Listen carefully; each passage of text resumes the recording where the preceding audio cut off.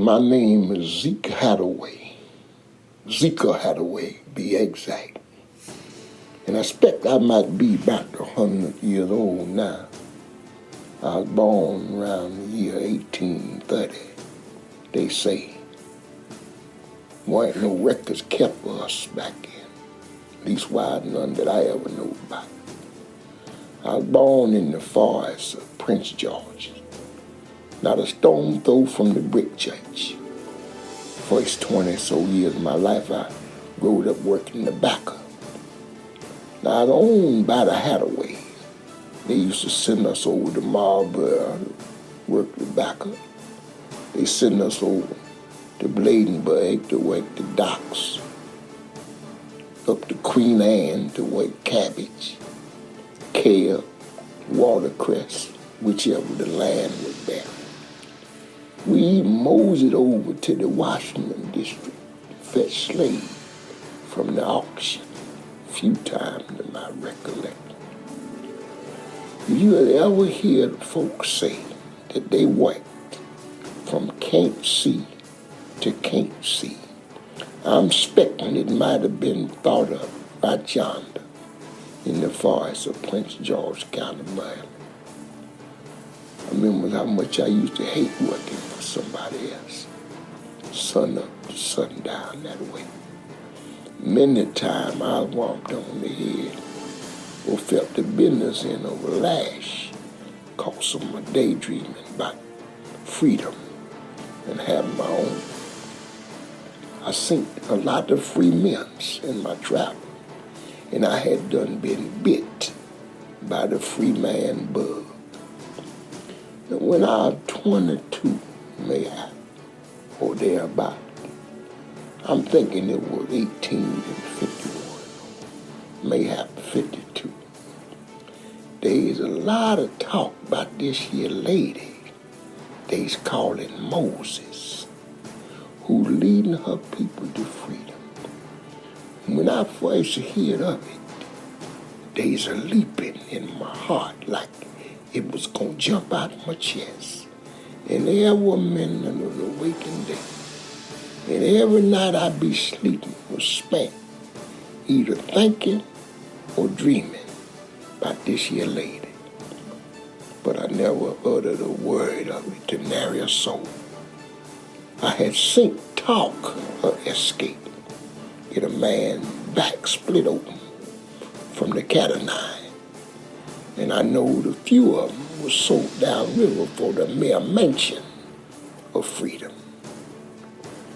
And as I'm recollecting back on it, it was 1852, the month of May it was.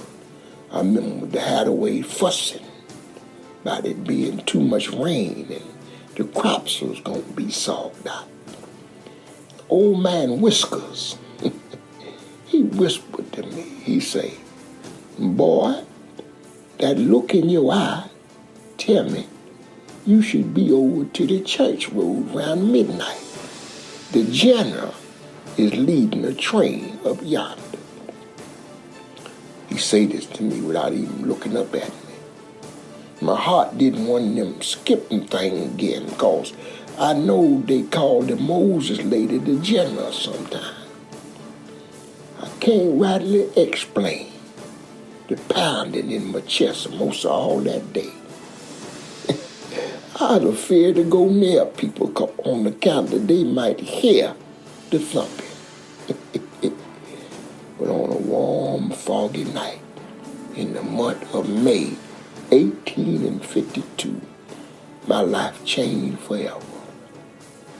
I remember my stomach was singing the Miss Mill song and doing flips as I moseyed up to a clearing behind the birches spread right off in the church room.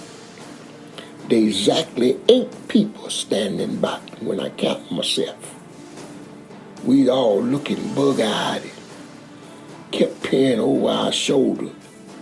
We all know that the least was the bullwhip and the worst was the hangman noose if we was caught. But the thing I remember most about that night was the calm, seemed to be spread all around that little lady, like we was in the middle of a cloud or something. Now I'm thinking Miss Harriet gonna be a big old woman, calling her Moses and the general and all. But she this little taintsy thing, what was fighting the wretch 100 pounds, if she would die. Oh, but there's a horseshoe iron in that woman's eyes. She told us that we's headed up yonder to Chester County, Pennsylvania, and that there is a society of friends gonna help us.